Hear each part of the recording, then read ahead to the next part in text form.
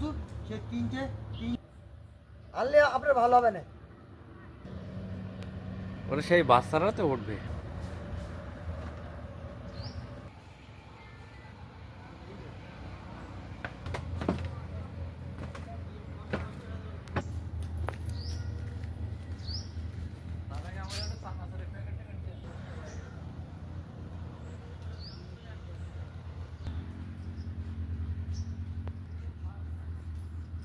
Packet দিলে ফেরা যায় না কেন?